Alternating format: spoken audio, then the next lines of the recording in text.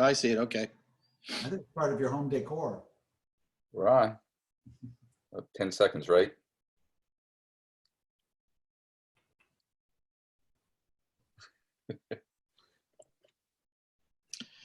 So here's what happened. This virus came, and kids aren't in school.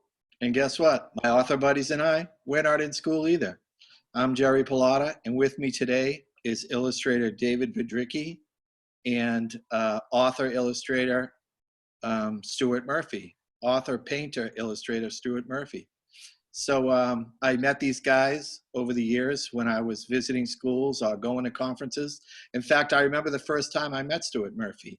I was at a conference in North Carolina reading, and someone introduced me to him. I had never met him before. And when he came up to me, he started telling me all about my books. And I'm like, I couldn't believe the other authors were reading my books and telling me all about them. Well, I soon found out that he was really mostly, I thought, a math guy. And I found out he had 80 math books for kids.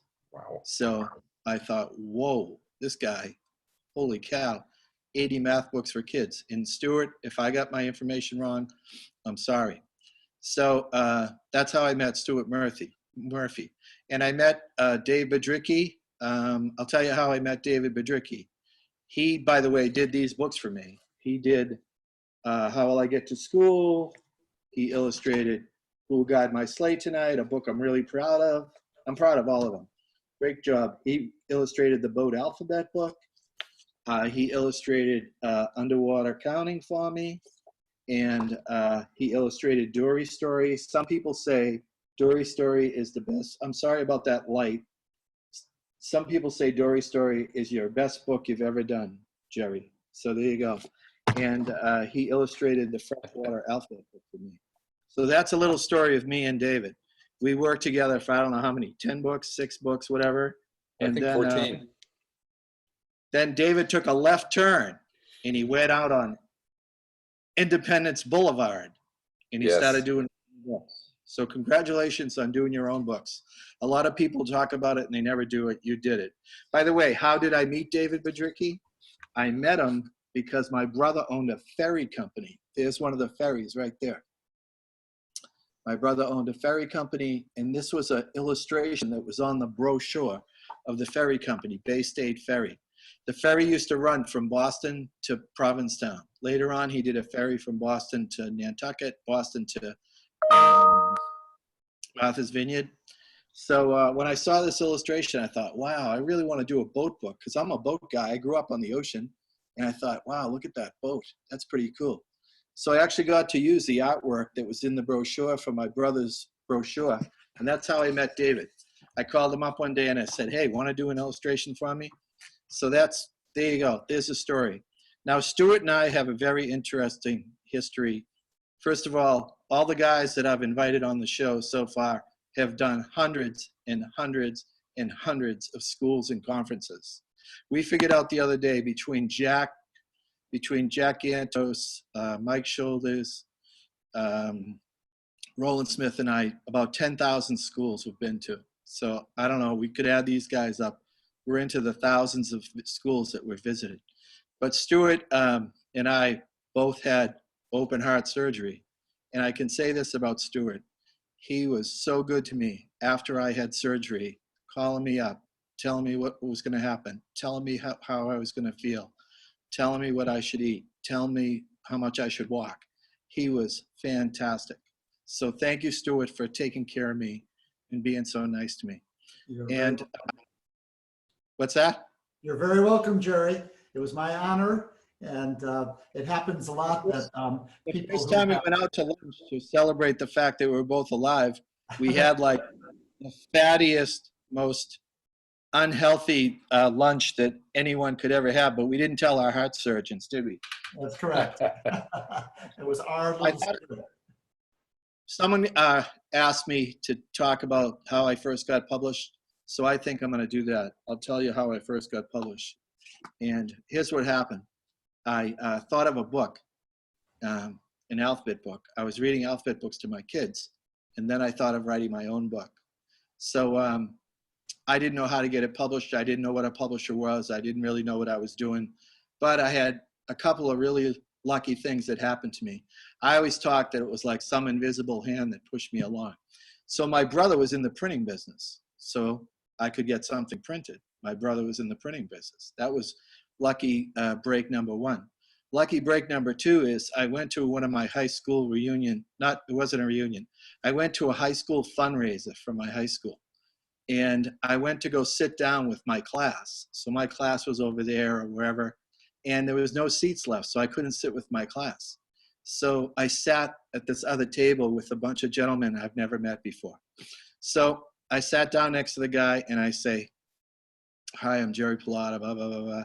And I asked him, "Yeah, who are you?" He goes, "Hi, I'm Henry Quinlan. I own Quinlan Publishing." I'm like, oh my God, holy cow.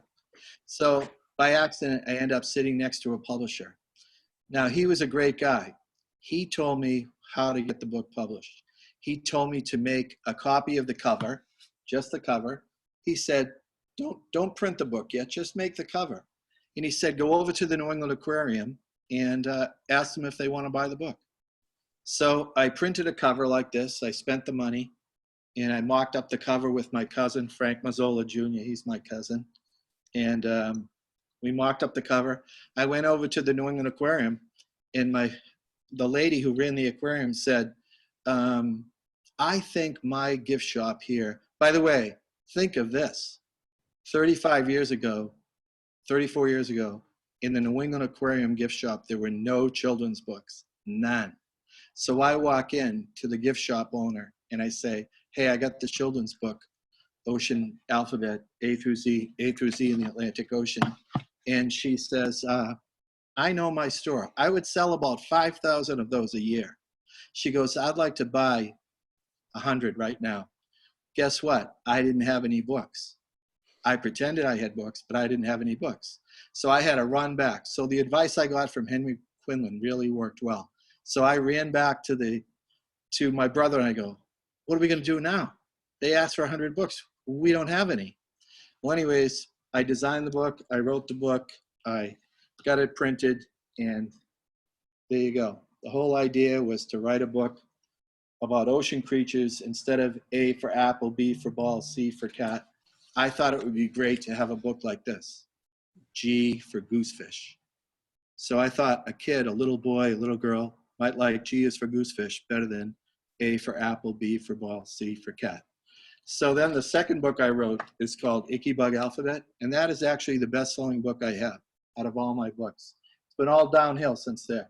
It's the best-selling book I have. It's been a top seller for 30 years. And then actually, that's the second book that was printed. The second book I thought of was to write a book called Going Lobstering, because I'm a guy who lobsters. So teachers, kids out there, there's my publishing story. I wanted to share it. And then I think I'm going to turn it over to these other guys. So David, Yes. It's your chance to shine. By the way, I've seen David work with kids. He's great with kids. He's fun to watch. And I've seen him illustrate on the computer, and I'm like, oh my God, look at that. Holy cow, I didn't know a computer could do that. Well, here you go, kids, teachers, moms, dads. You'll get to see David Biedrzycki. It's all yours, Dave. Thanks, Jerry. Thank you. Thanks. Hey, you know what, Jerry? The story of meeting you happened when you did see the picture that I drew for your brother's boat, but you called my house and I wasn't home that night. I don't know if you remember this, but my wife answered the phone, and it just so happened she was reading one of your books to our youngest son, Alec. And when she answered the phone and you said it's Jerry Pallotta calling, she thought it was somebody who was like pulling a prank on her or something. So, but then she went off and she named all the different books that she read of yours. So that was something that was pretty cool at that time, I thought. And I come home, she says, Jerry Pallotta called, Jerry Pallotta called. I said, oh, that's great, that's great. Who's Jerry Pallotta? I didn't even know who you were back then. But then I got to know you. So we worked out, you and I worked on about 14 books together, I think, at last count. We started off doing work with Charlesbridge, and we started doing work with Scholastic. Back about 15 years ago, I published my first book, which was this one right here, called Ace Lacewing Bug Detective. This one's still selling pretty well for me. It's turned into a series about a bug who lives in a city called Motham City. He's a detective. And what happened with this book is that I was working on so many bug books for you at the time. We were working on Icky Bug Numbers, Icky Bug Colors, Beetle Alphabet book. And that while I was working on that, I did so much research on bugs that it was really easy for me to come up with all these different characters for the book and make them work in the story. So I thank you for allowing me to do those bug books for you, because I learned quite a bit doing it, and I was able to turn this into a pretty good book.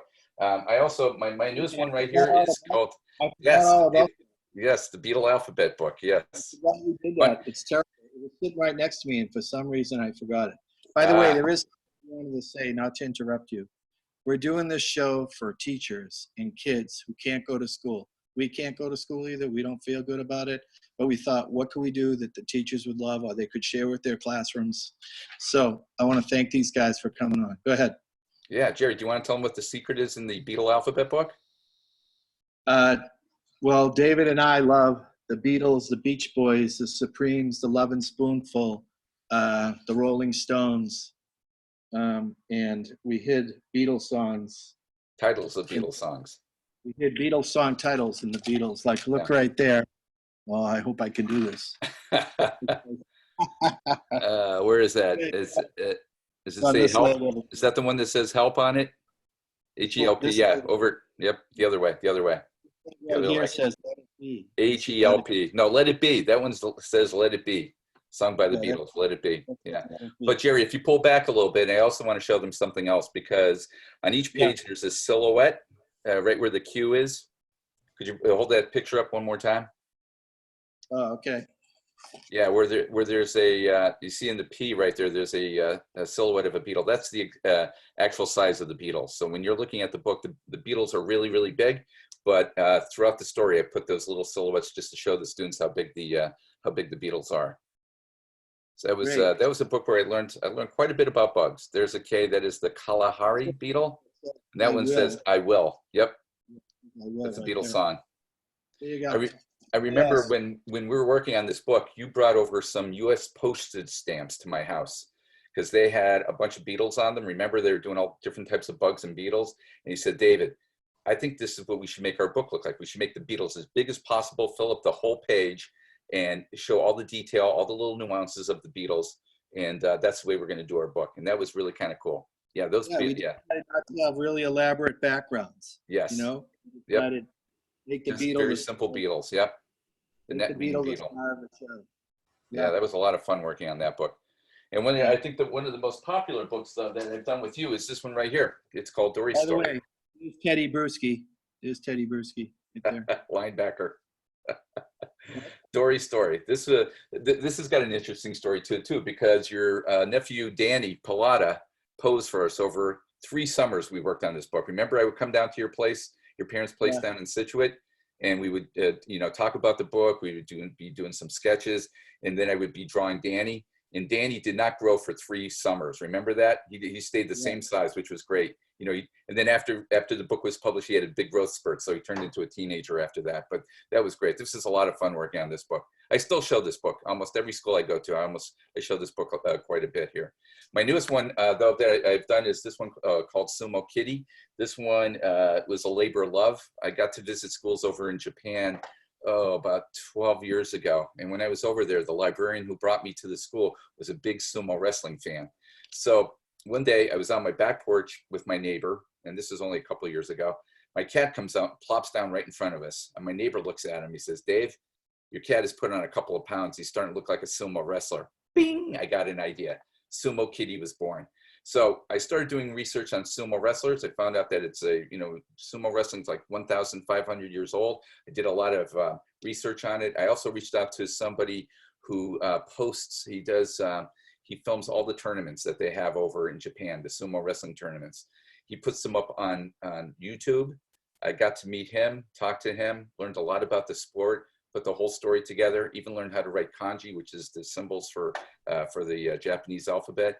And this book I'm really, really proud of. This is different than any one of my other books. It's got a different style to it. It looks like a Japanese prints in it. Actually, all my books are different from each other. This one right here, Dory's Story, is different than this book. And that book is different than this one. This one almost looks like a Pixar movie, this one right here, very influenced by Pixar. And then Bear Alert. Bear Alert's a different book too. It has a different style to it. But what I always tell kids is that, you know, starting off with a story, I usually start off with a character. I start off with a character, I draw them, and then I build a story around. It happened that with Ace Lacewing Bug Detective, happened that way with Sumo Kitty. That's the way I come up, and I build a story around every one of my characters. And that's the way I do it. Now, I would like to do a drawing for you guys using my computer, but I think what I'll do is I'll wait a little bit later. Before you do a drawing, there's Yeah. something I want to ask you, and then Stuart could ask you a couple questions. Yeah, that'd be Where great. did you grow up? Where'd you grow up? I grew up near Scranton, Pennsylvania, in a town called Taylor, Pennsylvania. It's a big mining area up there. I lived there up until I went off to college down in Kutztown University in Pennsylvania. And about 6 months after I graduated, there was no work around for an artist there. I was doing some work out of New York for Avon Book Publishing, and I was going to move to New York City. I didn't like New York when I went there. My brother was living up here in Boston, so I moved up here with him, stayed with him for a little while, started taking my work around to every place that bought artwork. I did a lot of design studios, a lot of ad agencies. Actually, Jerry, you may have some of my artwork in your house and not even know that I did it. Have you ever had Mott's apple juice? Have you ever had Mott's apple juice? If you take a look at the labels, I did the labels from... You took me to a grocery store once and said, I want you to see my art gallery. That's right. It's like a big art gallery of my work. Yep. Those peas over there, I drew those peas. See that orange juice over there? I drew that orange juice. Yeah, Tropicana. I did a lot of work. David, did you study illustration in college or what? Actually, I was a painting major in college. I grew up in Pennsylvania, and I was heavily influenced by Andrew Wyeth. So when I went off to college, I thought I was going to be the next Andrew Wyeth. But when I got to college, my professor, my painting teacher, took us down to Philadelphia, and he introduced us to a lot of his classmates that were painters that were living in Philly. They were all living in like these old abandoned warehouses, sleeping on mattresses on the floor. They were doing beautiful paintings, but they weren't making any money. And then a couple of weeks later, he took us up to New York City, and he showed us the Society of Illustrators show. And the work up there was just beautiful, but these guys were, driving around in pretty nice cars and were able to afford a lot of different things. So I looked at that and said, that's what I want to do. I want to do commercial artwork, and that's where I started. How about you, Stuart? You've illustrated a lot of your books too? I actually have never illustrated one of my books. Wait, Jerry, you just said that he illustrated his books too. I thought this guy's a double threat right here. What's going on? I have a book that he painted. True, Stuart? I majored in illustration at Rhode Island School of Design. Oh, RISD. So I'm a RISD graduate, and for you kids, Rhode Island School of Design is an art school in Providence, Rhode Island, and I had a great time going to school there, majored in illustration, and so one would think that I would illustrate my own books, especially when I've got 80 books to my name, but I have never illustrated one of my own books. Wow. What I do is I create a visual manuscript. My manuscripts are very visual verbal, and so the manuscript that goes to the publisher has a lot of sketches in it. I sketch out my ideas and my thoughts as well as writing them, and then those go to the illustrator who illustrates the books. And so I do a lot of painting. I'm doing a lot of watercolor painting right now, having a lot of fun doing that. And I've always done sketching and painting, and maybe someday I'll illustrate one of my books, but so far I haven't done that. Instead, I grew up in Rockville, Connecticut.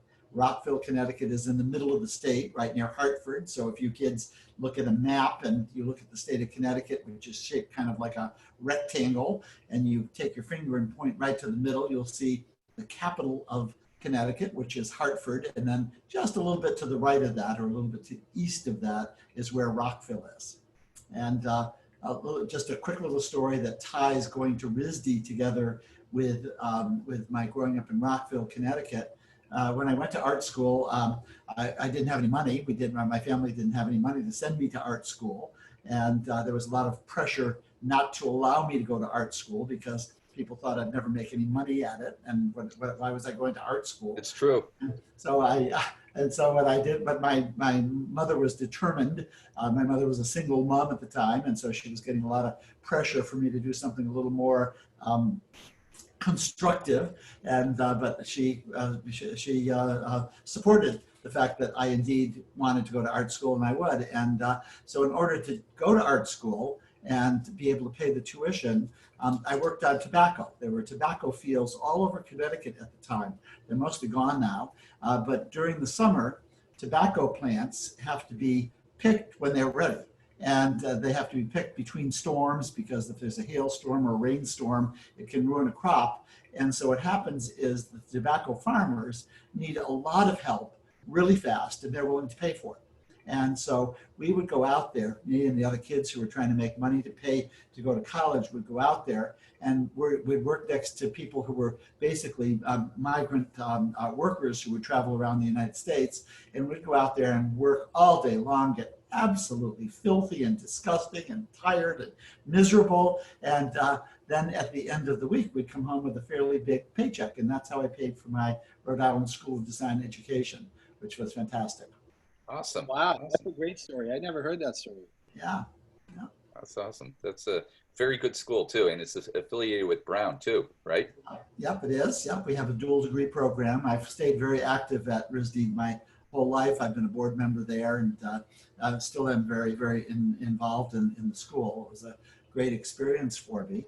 And then when I was in elementary school, like you kids who are going to be listening to this, I did have the idea I wanted to be an artist. I used to sketch and draw all the time, and so I didn't really know what being an artist entailed. And but being, I remember there's one quote saying that I wanted to be a commercial artist. I didn't even know what that was. I got that phrase in my head from somewhere or another, and so I kind of started young doing that. I used to love doing lots of sketches and writing then. So what I'm doing now, interestingly enough, isn't all that different than what I used to do then, because I used to kind of like to draw pictures and write words around them and mix the two of them together. And so I guess that was what I was intended to do all my life. And so some of the things you guys are doing now in your class, and you know, I get asked by a lot of kids because I write a lot of math books, and people wonder if math was my favorite subject when I was in elementary school. And the truth is it wasn't. And in fact, I've even been quoted as saying that I hated math. That wasn't really true, and that wasn't really a quote, but it was not certainly at the top of my list, my favorite subject. My favorite subject was art, and my second favorite subject was writing. And so what am I doing now? Same thing I was doing back when I was your age. So make sure you nurture and take care of the things you love to do right now, because they could become if you're lucky, they could become your entire career, or the basis for your entire career. So I go on a little bit longer. Jerry, I've got to correct some of Jerry's numbers. In the broad scope of things, they are correct. But he said I had 80 math books out. That's not correct. I have 63. My math stories, my math books are I don't know if, let's see, people can see that or not. Can they, or do I have to share the screen? Raise it up higher. Raise it up higher. Higher? Yeah, right up with the camera. There it is. Right? Yep, The Best Bug Parade. Okay. The Best Bug Parade is my very first book that was published. It was published in 1995 and by HarperCollins, and it is the first book of a 63-book series, and they all deal with mathematical concepts, putting mathematical concepts in stories. And so this particular book that I held up, and now I'll learn how to hold it up, is about learning how to compare sizes: big, bigger, biggest, small, smaller, smallest. And I've got books that start that young, and then books that go all the way up to grades 4 and 5, 3, 4, and 5. This is called the Grizzly Gazette, and it's about percentages, learning about percentages. And in fact, I'm reading this book a lot right now because it's about an election. And of course, we're somewhat focused, or at least we were before the virus hit, very much focused on elections. And so it's a book about elections that take place within a camp. And so that's got 63 books in it. But Jerry said I have 80 books. And so he's not totally wrong, because then I have a 16-book series. And the 16-book series is called I See, I Learn. And it's about social emotional skills, health and safety skills. And it is let's see if I hold this up higher. There it is. This one's called Scrub-a-Dub Carlos, and it's about the very important skill about washing your own hands and how to wash your hands and making sure you wash them every time you wash them, that you wash them for at least 20 seconds to have good, clean hands. And so that's very appropriate for right now when we're being reminded. You were way ahead of your time. Way ahead of my time. That book has been out there for a while. Yeah, exactly. Here you can't see you. There, I think you can again now, right? Yes. I can see Stuart, but I can't see Jerry. Jerry, I can just see his.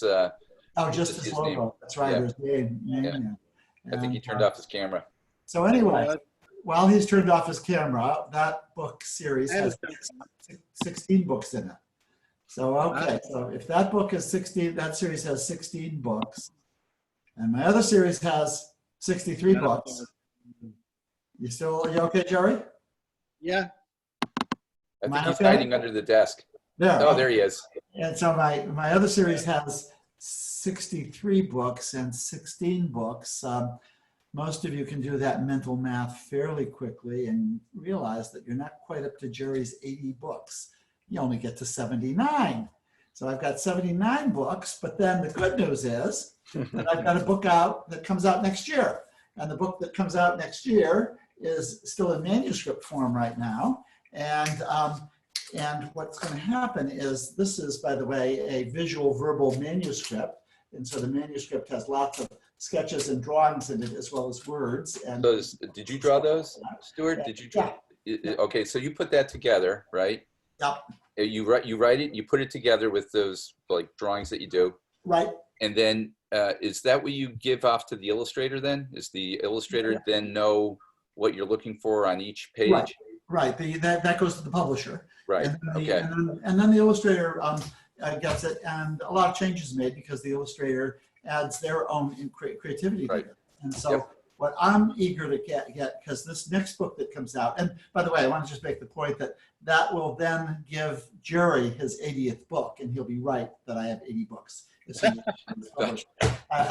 So he wasn't wrong then. He wasn't wrong. He wasn't wrong. Just a little premature. Just a little premature. Yes. But so he's got the right math skills there. And yes, you're forgetting about the book about Prota. Oh well, that's a privately published affair, very private. And I did illustrate that. You're right. But what I want to say about that, about David's question is that I view these drawings that are in the manuscript that I just showed you as a guideline for the illustrator for the mathematical things that are important, that have to be displayed correctly. And then they do anything they want with it. And so the books come out with just these incredible, incredible illustrations, that are just beautifully done, that take whatever I had put in it. This is Brian Karras's work, for example, and just take that and do something. This is Valeria Petrone's book work, and they just add all of their skills to it. This is Frank Rebkowitz, and so I've worked with fantastic illustrators. How many have you had? How many illustrators? Well, let's see. In the 63 books, I think we remembered that there are 43 illustrators who have worked on it. Wow. 43. Holy cow. Jeez. I've used 13 and I thought I was bad. This is Trisha Tusa. I think her characters in this book called Lemonade for Sale are absolutely fantastic. And so I just had a lot of fun. Stuart, up in the corner there, it says Math Start. Is that you?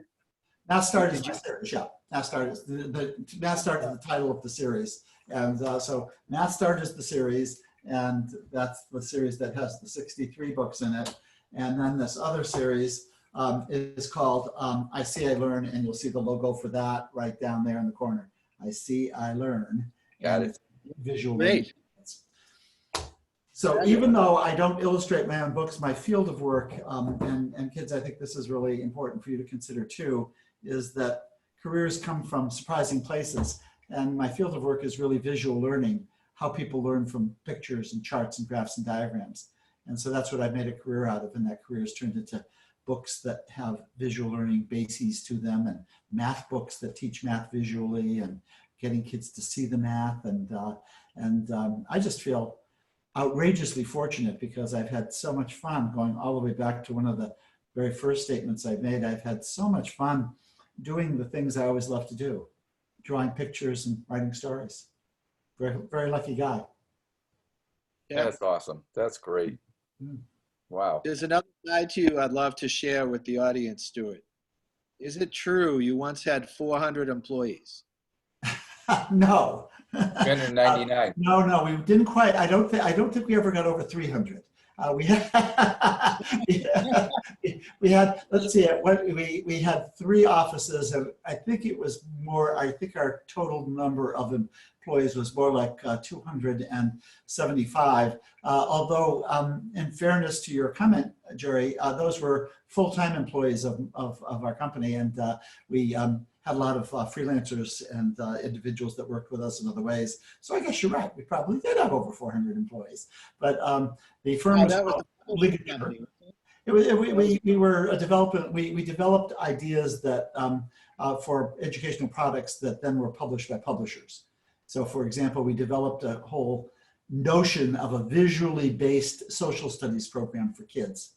And that was because we were bored with all the social studies programs we looked at, and we thought, well, if we're bored with them, the kids are going to be bored with them too. And so we developed a visually based program that then ended up being published by Houghton Mifflin as the Houghton Mifflin Social Studies Program. And so it was, we worked on it for a couple of years, developed an idea, developed a concept, and then basically partnered with the publisher to put that together and get it out into the schools. And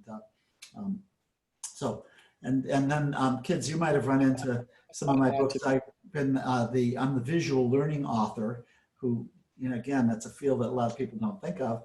I'm the visual learning author on the Envision Math program, which was published by Pearson Education.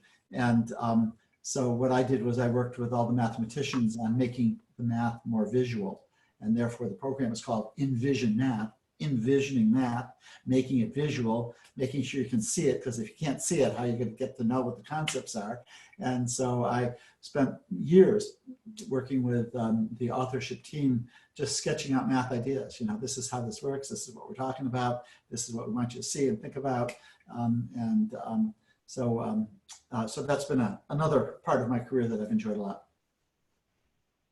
I think it's a fantastic story. Mm-hmm. Really. Yeah. It's been fun. When I heard that, I think still being fun. Still doing it. when I had dinner with you in Chicago or Philly or wherever it was, and you were telling me you had 300 employees, I was like, whoa. Whoa, what's this crazy guy doing? I'm in awe here. I'm just in awe with all you've accomplished. I mean, it's terrific. The one thing I am kind of happy about, though, is that you didn't illustrate all 80 books, because I know how long it takes for me to illustrate just one book. I was thinking, if this guy wrote 80 books plus he illustrated them, this guy is a world beater. There's just no way I should even be on the same program with this person right here. Yes, I mean, it's just, you know, I mean, but I mean, you've accomplished a lot and you've done a lot too. I mean, not to, you know, put that aside, but, you know, if you said that you illustrated all 80 books, I would have said, well, I'm done. I'm out of here. That would have been over for me. But this is great. The wonderful things that you've done. You know, I've seen your books. You have had some of them published by Charles Bridge too, haven't you? That's correct. Yeah, because I always see your names. I always see your name in the catalog, and I've always wondered who is this guy, and now I finally get to meet him. Yeah. Well, thank you. David, you to draw for us, David? What's that? We're ready. David, we're ready for you to draw for us. You're ready for me to draw. Okay. Yeah, this is something I do when I that looks like Stewart. Draw a snake that looks like Mary Alice. So maybe. Well, you know, I'm an illustrator. I'm not a magician. So you know, let me see what I could do here. But I have to get my screen share on here. So let me see if everybody could see it. Is that coming up now up on the screen? I see a big oval. Big oval, yes. So this is something I do when I visit schools. First of all, one of the things I love to do is I'd like to show the students where I get my ideas, how I create my stories, and go from there. And then after I narrate one of my stories, I usually sit down and do a drawing for them, and I make it real simple. I don't want to go crazy. I want to draw something that they'll look at later and say, hey, you know, there's no way I'm going to be able to do this. So I start off really simple. And what I do is I open up my app called Photoshop, and I start off with I'll start off here with a circle. And say, okay, let's turn this circle into an oval shape. And then let's fill it with the primary color. So Stuart, pick a primary color. Which one would you like for me to use? Oh, I just bright red. Bright red. Okay, so let's go over here to the red section. Now here's my color picker. Is everybody able to see this, by the way? Could you see what's going on the screen? Yeah, okay, so let's go with this red right here. This looks like a pretty good red. I click on it and it goes into my color picker, which is the active color. And then I'm gonna take that, and what I'm gonna do is I'm going to fill this oval shape up with it. Now it looks pretty good, but it looks really flat. So I wanna make it look round, shiny, and three-dimensional. So what I'm gonna do is I'm gonna switch my color over to black, and then I'm gonna get this really big brush that I have stored up here. This brush is really big. It's got quite a few pixels in it, but I'm only gonna put just a little bit of black on the brush. And what we're gonna imagine is if the light's shining down this way, and if it is, the shadow's gonna be over here. Let me see if I could just lift this up a little bit. There we go.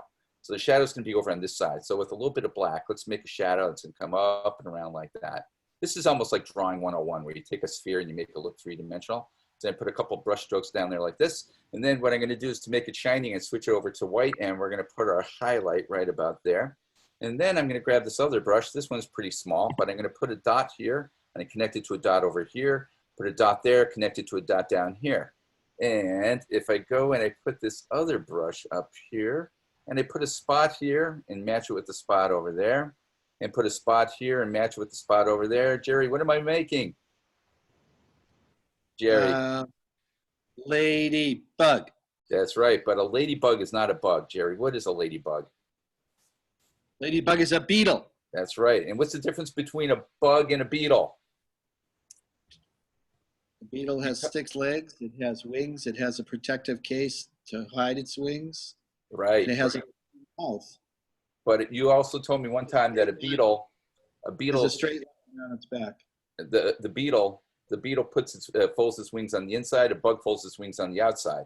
So when you look at a bug has a big letter X on it because it folds one wing over the top of the other wing. But a beetle has a big letter T because that's what this shape looks like right here, where they fold their wings on the inside. Now a beetle also has 6 legs. So let's magnify this area up really big. Whoa, that's a little bit too big. Let's go down a little bit. And if you want to draw a really good leg on a beetle, usually they have probably around 7 sections. So let's create section number 1.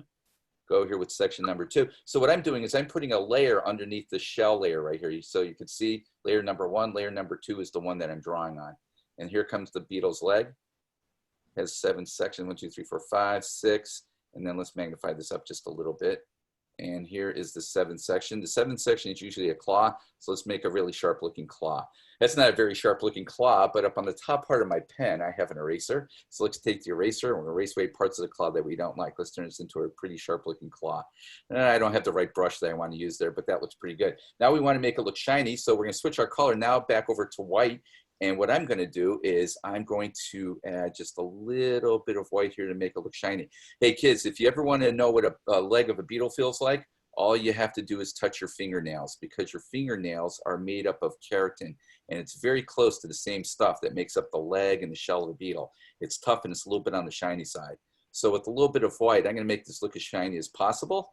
And then what we're going to do is we're going to back away, and there we go. We have our one leg, but we only have one leg. But instead of drawing another leg, I'm just going to take leg number 1. I'm going to copy to make leg number 2. Here we go. And let's make it just a little bit bigger, because the middle leg is usually just a little bit bigger. And then the back leg is the strongest leg. So I'm going to take leg number 2, copy to make leg number 3. So let's make it just a little bit bigger. Actually, we can make it a lot bigger if we want to, but we want to do that. Let's bring it down here. Or it could make it really, really small too. That's what I love about working on the computer. And let's put it right about there. So you see, every time we made a leg, we also added a layer. Those are the 3 layers that the legs are on. If we connect them together, we can move them around together like this. Or we can flatten them onto one layer. So let's put them all onto one layer. We got 3 legs on this layer, and now we need 3 more. So we copy these 3, and we need to flip them. Which way do you think we should flip them? Vertical or horizontal? Guys, which way do you think? Horizontal. You are correct, Amundo. Hey, while you draw the head on this beetle, I need to ask you guys a question. Am I using any real paints? No. Am I using any real brushes? No. Am I using any real paper? No. When I use those real things, I tend to make a lot of trash. But when I use the computer, I don't make any trash at all. And you know what? I kind of like not making any trash. Our world does not need any more trash. So, but our beetle needs an eye. So let's go down here and let's put an eye on this beetle. Usually the ladybugs, their eyes are kind of gold. So let's go down here to the gold section. Let's find a nice color gold. Maybe it's a little bit on the orange side. Let's bring it up over here. That looks pretty good. Let's Can I ask you something? Yeah. Stuart, do you think Michelangelo would like the computer? Oh, sure. He would be a master. Yes. So let's put the beetle's eye and the dark part of your eye. It's called the pupil. So are the pupils ready for the pupil? Here comes the pupil. Here we go. 1, 2, 3. There it is right there. And instead of using black for shading on gold, we're going to use one of my favorite colors. I use this color quite a bit, this color purple. And what we're going to do is we're going to add just a little bit of purple to the gold. And when we do, watch what's going to happen. It's going to make a really cool shadow. There we go. And if you want to make an eyeball look shiny, put the shiny part half on the pupil, half off the pupil. There we go. We got a shiny eyeball looking at you. Hey, this is what I want everybody to do. I want everybody to look into my eye. Look into my eye. You're feeling sleepy, sleepy, sleepy. Hey, you see the little squares that make up the picture? Those are called pixels. There's millions of them. Look at this. They're getting smaller, smaller. They're still there, but they're really, really tiny. Uh-oh, we only have one eye in our beetle. What's that? How many pixels are in one of your books?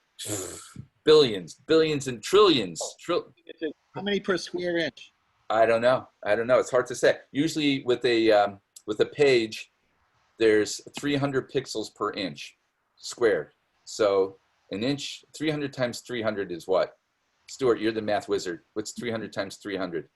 300 times 300. Now, let's see, kids. How many zeros is that going to have? 300 times 300. We have 4 zeros, and then 3 times 3 is 9. And so we've got 90,000. 90,000? So every inch has 90,000. Every square inch has 90,000. Yeah, so that's a lot of pixels per page. Hey, listen. Someone has called in and asked a question. Yep. Question is, at what point did you move from hand drawing to computer drawing? 1998. That's when it happened, because a lot of my clients were asking me when if I could do artwork for them on disc. And I said, hey, you know, I don't have a computer. So I went out and bought a computer and I started teaching myself at night. I would work on some of your books during the day using paints and brushes, but then at night around 11 o'clock, I would turn on my computer and learn how to do Photoshop. And that's something that ever since 1998, I haven't picked up a paintbrush in anger since 1998. So here we go. Hey, we got this one eye, and we could, hey, Jerry, look at this. We can make it a Cyclops beetle. What do you think? Or we can make it a minion. We put the eye over here. How about the eye down here? Should we put the eye down there? No. So let's do this. Let's copy this eye. And if he's from another planet, we could add a third eye. The top part of the head is called the antenna. So let's put the antenna up there. Let's go down here. Let's get my antenna brush. And if you do this, if you put an antenna like it this like it on this side, and if you want to make it the same on the other side, you just copy it and then you flip it horizontal. In a matter of minutes, our beetle is done. But look at all the layers that the beetle is on. Oh my goodness. Hey kids, look at this. No underwear. We're going to flatten the beetle onto one layer. Our beetle is a beautiful red ladybug, but you know what? She's not really happy with the white background. So what we're going to do to make her stand out is we're going to put her opposite color where the red is. Jerry, do you know what the opposite color of red is? Here's a little hint. Mix the other two primary colors together. Mix yellow and blue together. What color do you get? Green. That's right. So look at this. This is kind of a green color right there that I got when I inverted him. And I'm going to grab that green. I'm going to make it just a little bit more green. And then what we're going to do is we're going to put that green into the background. When we do, watch what's going to happen to the beetle. The beetle's going to look pretty cool, but to make it look three-dimensional, it needs a shadow. So let's put a shadow underneath the beetle. Let's remember which way the light's shining. The light's shining from the top right-hand side. So if you put a shadow underneath the beetle, just like this, it's going to look very, very 3D. Look at the eyeball makes a shadow, and don't forget the legs too. The legs make a shadow. This leg makes a shadow. This leg makes a shadow. This one, this one, this one, this one. And look at the shadow's a little bit too dark, so let's lighten it up. Tell me when it looks really good. Right there. Right there. That looks pretty good. Hey, she's a happy beetle, Jerry, but she's a lonely beetle. What does she need? He needs John, Paul, and George. Okay, so she'll get Paul. There's Paul, but Paul is not going to be a red beetle. He's going to be a blue beetle. So let's turn him to blue. Tell me when he's blue. Ugh, we're not going to go that way. Let's go this way. Is he blue yet? No. Is he blue now? Nope. he blue now? Nope. Is he blue? Yes. Oops. Yep. Right there. Is that pretty good? Okay, he is blue and she is red, and they fall in love. And then they get married, and then they have a little baby. And a little baby would be a combination of red and blue. What color is that, Jerry? Purple. Okay, let's see if Baby Beetle's purple. You ready for Baby Beetle? Here comes Baby Beetle.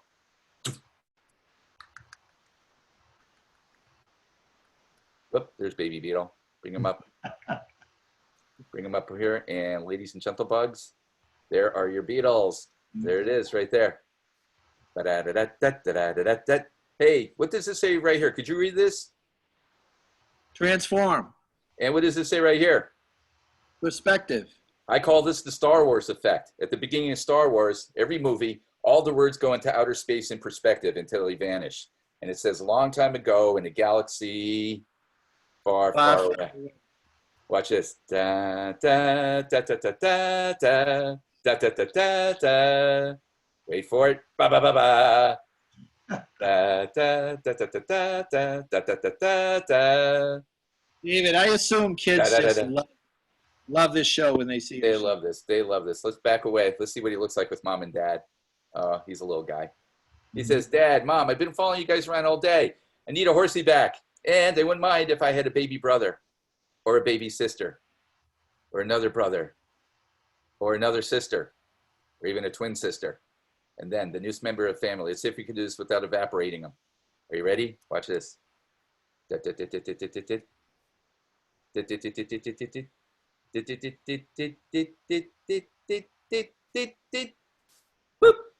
Uh-oh, he's really small. But ladies and gentle bugs, I give you, whoops, Baby Yoda. There's Baby Yoda right there.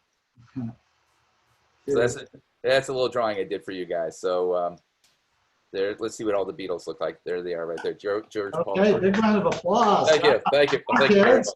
Come on, kids, give that guy a big round of applause. That's fabulous. Thank you, thank you, thank you. So, you know, the thing is, like when I draw for students, I like to do something simple because I like for them to be able to go back, and there's a lot of different websites where you can go and get the same tools that I use and create your own stuff. So I draw beetles, I draw fish, I draw something very simple that they could use. So that's what I do. So I'm going to stop sharing this screen right here.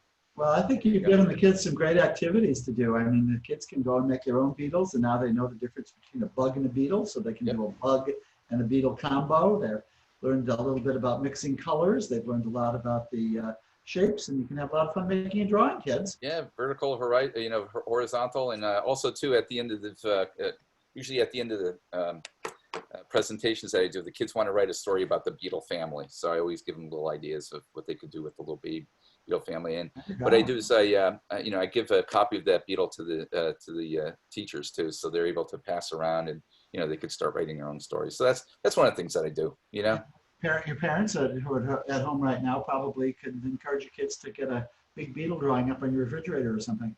Yep, that'd be cool. Cool stuff. So hey guys, we've been going pretty long. Stuart, you were wonderful. I can't thank you enough for coming on at such a short notice. Dave, same thing. David and Jerry, it's always good to be with you. And David, it's great to meet you. And I admire your work very much. And a nice triangle of people here. Thank you very much for including me. It's been wonderful. Thank you. Nice meeting you too, Stuart. Thank you guys. And thank you in the background, Jamie. And thank you, Mary Alice, for keeping these boys in line. And thank you, listeners, for listening in on us. Great to have you with us. All over. We're going to have dinner. Sounds good, Jerry. The north end? The north end? Closed up. Stuart, where do you live? In Charlestown. Oh, do you? Oh, my son's got a couple condos there in Charlestown. Yeah. Yeah, he lives. One is on Essex and one is on Chappie. Where do you live? I live in Medfield. In Medfield. Okay. Yep. Yeah, I live in the Navy Yard. Oh, okay. That's a nice area down there. We love it. Yeah. Get a map of Boston. You can see that Stuart lives in Charlestown. I live in South Boston, known as Southie. Southie. Dave lives in Medfield. Yep. There you go. Great. Awesome, guys. So good meeting you guys. So good seeing you again. Nice to be with you too. Take care. Bye-bye. Bye, everyone. Thank you. Thank you for all your hard